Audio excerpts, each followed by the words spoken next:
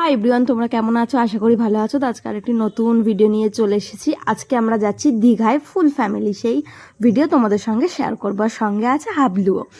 তো এখানে আমরা টোটোর জন্য অপেক্ষা করছি। আমাদের বাসে করে দীঘায় যাওয়ার ছিল। বাস হচ্ছে আমাদের মাঝদিয়া থেকে রাত 10টার সময়। তো এখন প্রায় 9টা 10-15 বাজে। আমরা বেরিয়ে পড়েছি সকলে, আমরা বাড়ির শুদ্ধ সকলে মিলে যাচ্ছি দীঘা।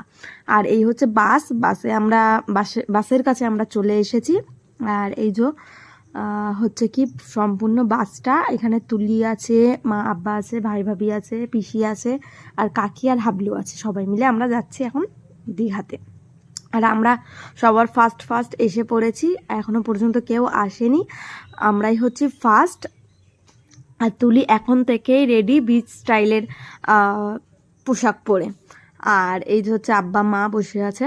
আর এখনো পর্যন্ত কেউ এসে পৌঁছায়নি।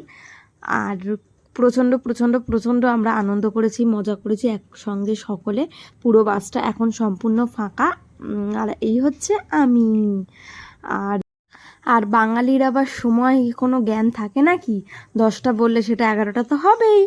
আর 11টা হয়ে গেছে। বাস আমাদের এই যে ছাড়লো কেবলমাত্র। আমরা বাসের মধ্যে উঠে পড়েছি এবং অনেক কটা সিট তোমরা ফাঁকা দেখছো, কারণ অনেকে কৃষ্ণনগর থেকে উঠবে, অনেকে আবার একটু পর মানে চাকদা থেকে উঠবে এইভাবে। আর এই যে হয়ে গেছে এখন রাত্রি তো ছিলই। এখন বাসের সব লাইট অফ, এখন শুধু হালকা লাইটগুলো যেগুলো সেগুলো চলছে।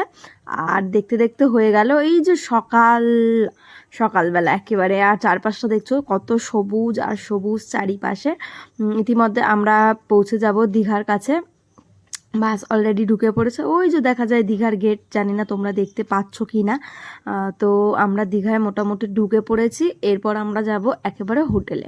যেহেতু আমরা অনেকটা সকাল সকাল পৌঁছে গেছিলাম, তো আমাদেরকে প্রথমে একটি রুম দেওয়া হয়েছিল। একটি ফ্যামিলির একটি করে রুম দেওয়া হয়েছিল ফ্রেশ হওয়ার জন্য। আর সবাই ফ্রেশ হচ্ছিল। আমরা ইতিমধ্যে একটু সমুদ্রের কাছে চলে এসেছি।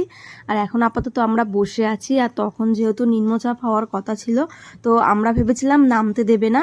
তো দেখলাম যে অনেকে নেমেছে, কিন্তু কিছুক্ষণের মধ্যে সবাইকে উঠিয়ে দেওয়া হচ্ছিল আশপাশে যারা জলের মধ্যে স্নান করছিল। আর আমরা নিম্নচাপের মধ্যে দিয়ে গেছিলাম। আমরা ভেবেছিলাম যে কোনো স্নান কিছুই করতে পারবো না, কিন্তু খুবই মজা করেছি। তখন কোনো নিম্নচাপ হয়নি, বরঞ্চ খুব রোদ ছিল ওখানে। আর এই যে প্রত্যেকে এখন এই যে অনেকে আছে যারা স্নান করছে, যারা বসে আছে। তো আমরা কেবলই সকালবেলা, তখন কটা হবে 8টা বাজে। তো আমরা তখন আর নামলাম না, আমরা বসে বসে চারপাশটা দেখছিলাম।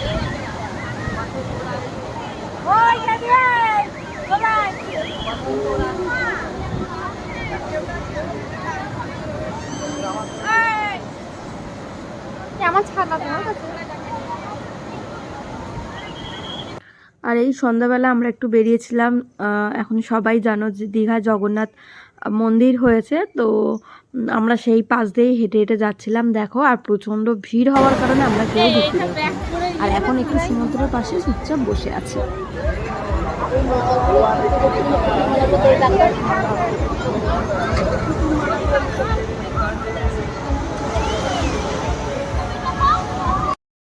আর এই হচ্ছে নেক্সট ডে সকালের লুক।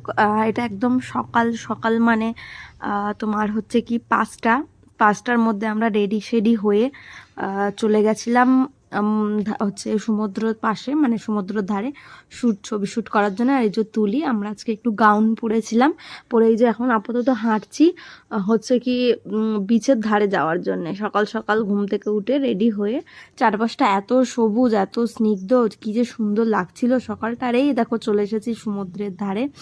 এখন চলছে আমাদের ফটোশ্যুট সকলের। ছবি তোমরা মোটামুটি ফেসবুক বা ইনস্টাগ্রামে পেয়ে যাবে। আর এই যে আমি আর তুলি আপাতত এখন একটি ভিডিও করে নিচ্ছি। এরপর আমরা একটু মোহনায় যাব। তো এসে চেঞ্জ করে আমরা মোহনার জন্য শাড়ি পরে রেডি হয়েছি। আমাদের ইচ্ছা ছিল শাড়ি পরে গিয়ে কিছু ফটোশ্যুট করার। তো আমরা এই যে রেডি। এবং এই যে এখানে আমরা 4-5 জন একটা টোটোতে উঠেছি। আর টোটাল আমাদের 2টো টোটো লেগেছিল। একটা টোটোতে আমরা ছিলাম, একটা টোটোতে হচ্ছে মারা ছিল। আর এই যে আমরা এরপর চলে এসেছি মোহনার ধারে। দেখো, মোহনা আমাদের ঘোরা হয়ে গেছে। মোহনার ধারে আমরা চলে এসেছি এখন। এরপর ঘুরে টুরে আমরা আর কিছু ভিডিও ক্লিপ নিয়ে কিছু ছবি তুলে আমরা এবার চলে যাব হোটেলের উদ্দেশ্যে। সেখানে খাওয়া দাওয়া করে আর কোথাও ঘোরা না, সোজা স্নান। যেটার উদ্দেশ্যে আমাদের যাওয়া।